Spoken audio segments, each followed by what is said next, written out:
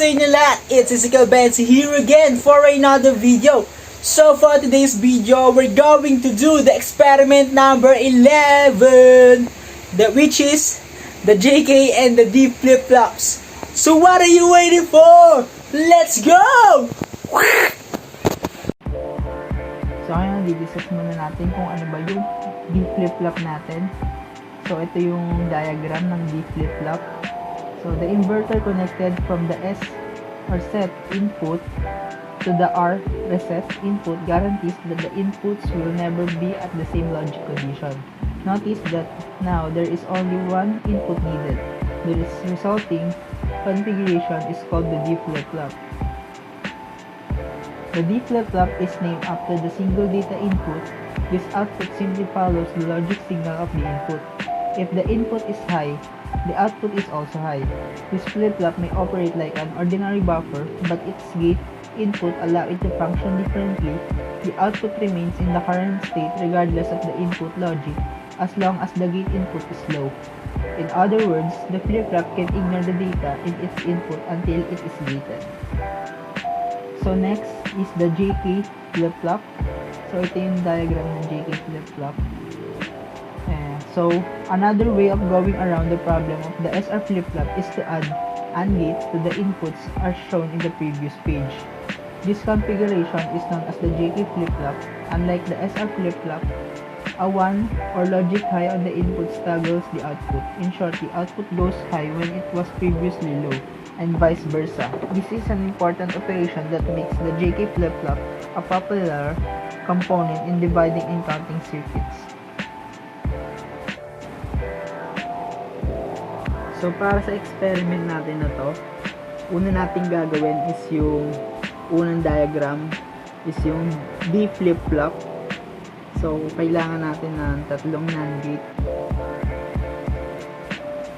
Place tayo ng tatlong NAND gate dito. Then yung ating switch. Hindi isang switch.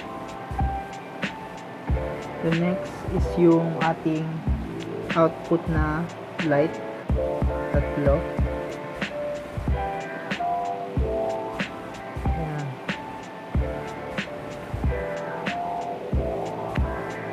The next, i-connect na natin siya.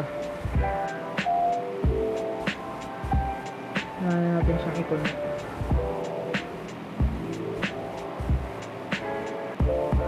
Connect na natin siya. Itong switch,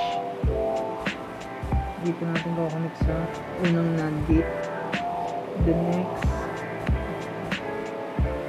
kukonect din natin siya dito.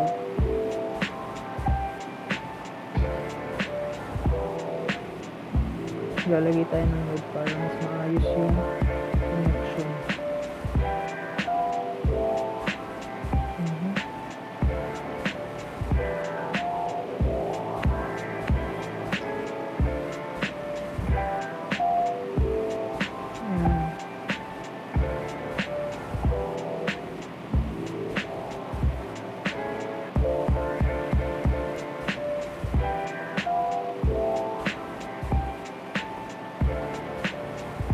Connect din natin siya dito.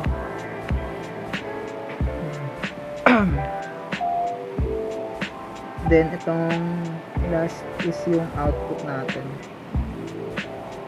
Ayan. So as you can see, ito na yung ating unang diagram, yung D flip-flop natin. So sagutan na natin yung ating truth table. So kapag yung D1 natin or yung switch natin is nakaset sa 0, ang magiging output natin, yung in1 is naka 0, in2 is naka 0 din, and yung in3 natin is naka high. Pero kapag sinet natin yung switch natin sa high, as you can see, the output is in1 is naka high, then yung in2 is naka high, then yung in3 is naka low.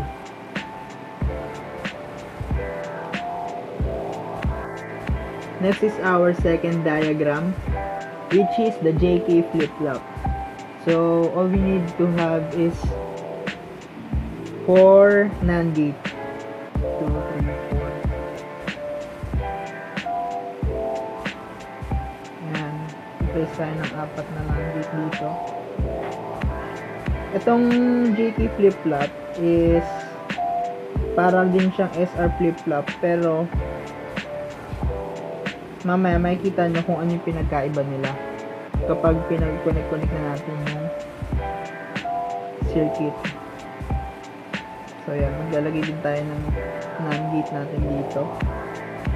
So next is yung ating switches.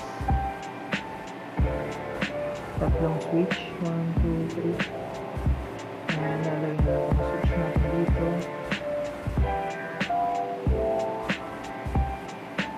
Ayan.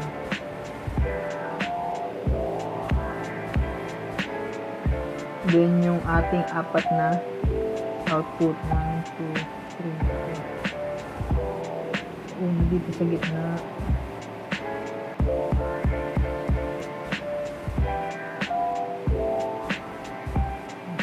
Then yung last na output natin is dito. Ayan. Then ngayon i-connect na natin siya.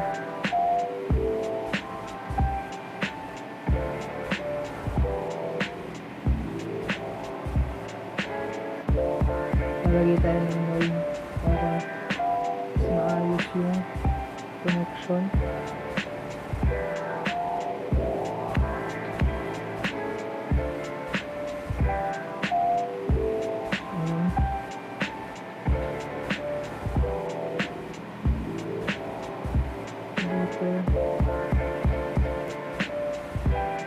Lagay tayo ng node.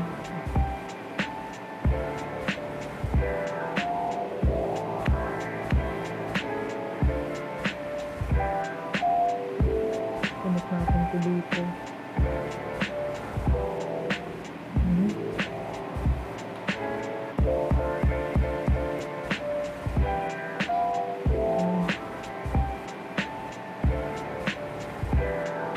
The next is yung ito, NAND gate natin kung connect din natin siya dito. Nalagay ulit tayo ng node.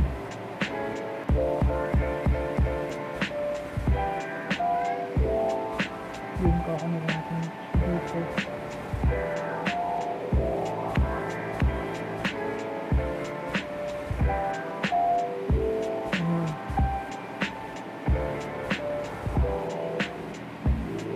Sa pang node para i-connect natin kung ano sa kabilang dulo.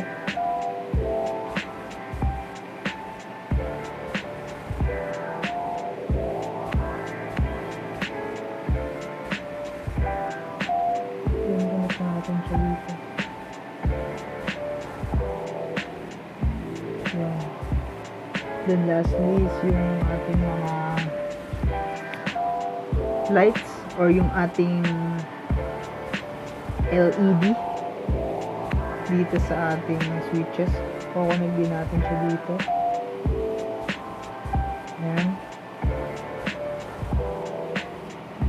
So, check natin kung tama na ba yung ating diagram. So, ayan.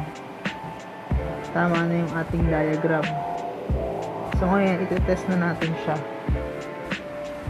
So,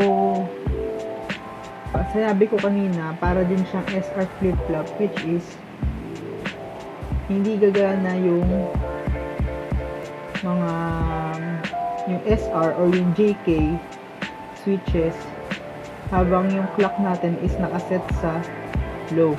Pero kung mapapansin nyo, kapag yung clock input natin is naka-on, then itatry natin iset yung J and K switches natin. As you can see, nag-iiba yung kanyang input or yung output rather. Then ito na yung kanyang pinagkaiba sa SR flip-flop. Kung sa SR flip-flop, yung kanyang output or yung kanyang logic level is nag-invalid kapag yung both input mo is naka-high. Sa JK flip-flop, magagamit mo siya dito, hindi siya nag-invalid.